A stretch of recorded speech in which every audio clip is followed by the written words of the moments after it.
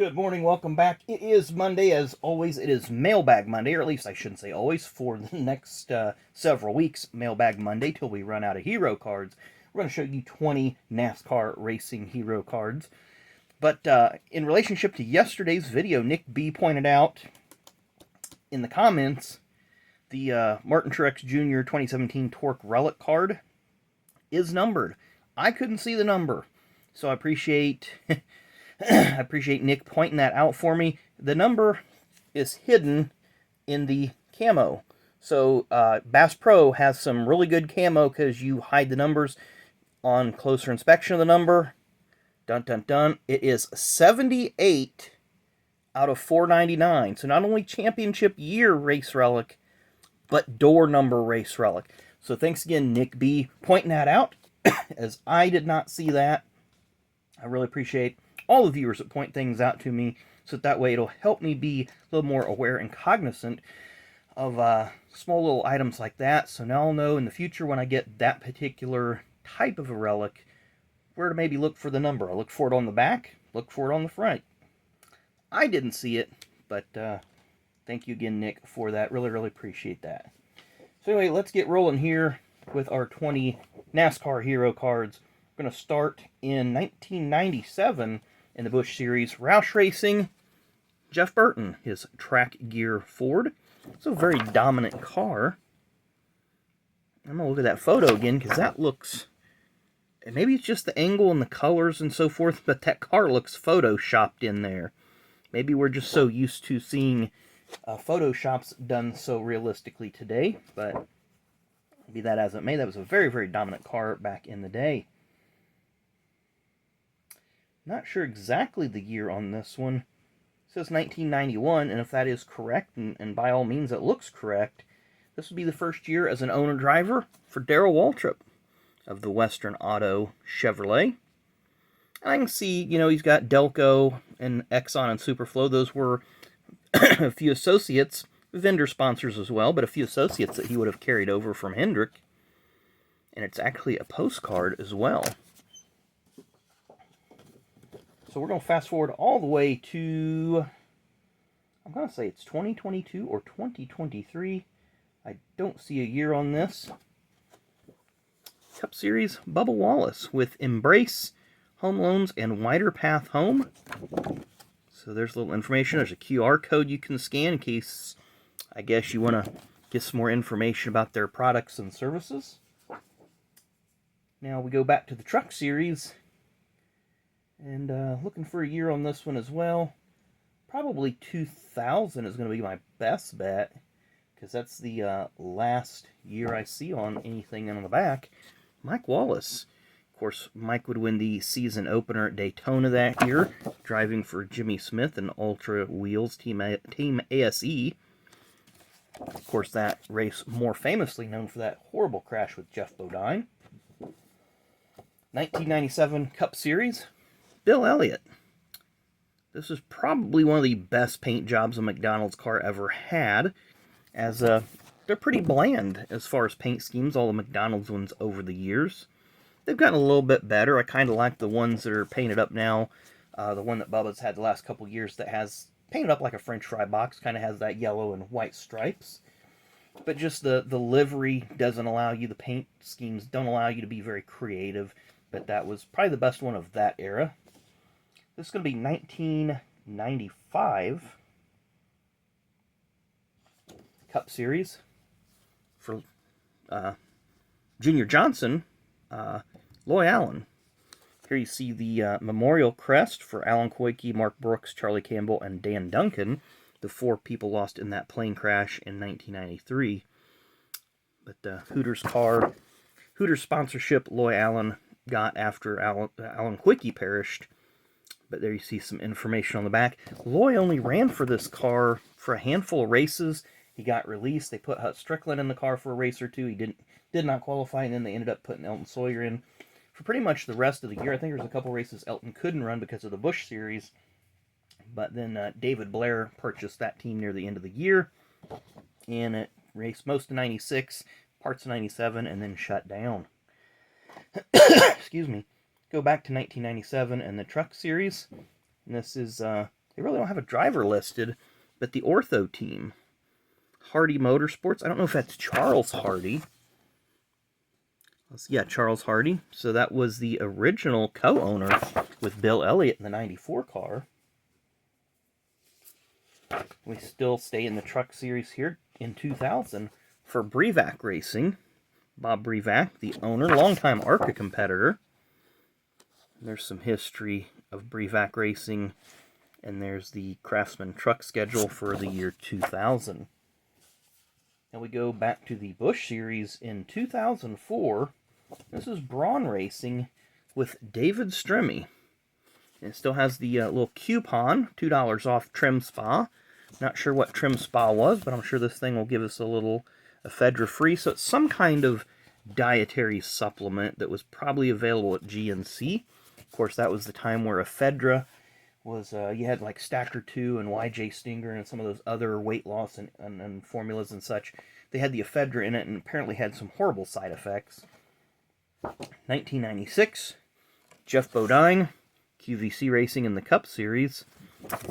And apparently, according to Jeff in the podcast, this sponsor didn't live up to their commitments, which is why Jeff eventually had to sell, but I'm sure the sponsor may have some other ideas or other reasonings. This next one looks like it's from 1995, and it's kind of a hero card, kind of not. It's Johnny Benson with Base Motorsports, and there's some information about Johnny Benson and some Lipton. And then on the back, it looks like it was just like a little, talks about the different tea bags and different products Lipton had. 2023, back to the Xfinity Series, Sheldon Creed. Of course, in 2024, he will be racing for Joe Gibbs Racing after a tumultuous 2-year run at RCR. He should have won a few races, but bad luck and maybe to a lesser degree some bad decisions didn't let that happen. Not sure what year this one is, but it's been in the last couple of years. Sam Hunt Racing, Toyota Racing Development, Jeffrey Earnhardt. Of course, Jeffrey's a driver, like many, many others. If he could get a top ride, he proved running that second place at Daytona or Talladega for RCR that he can run up front. He even had some good runs with JGR a couple years ago, but unfortunately, money talks. This one looks like it's 1994 in the Busch Series. Hermie Sadler. When he struck out and formed his own team, Peebles was a department store. Closest Peebles to me was probably an hour and a half away that I'm aware of. I don't even know if that one still exists. Of course, DeWalt has been associated with Joe Gibbs Racing for a number of years now. Sticking with the Busch Series, what year is this? 1995. Jason Keller with a friendly swan in the background, or goose, or who knows what that is. It might be a Loch Ness monster type thing, who knows.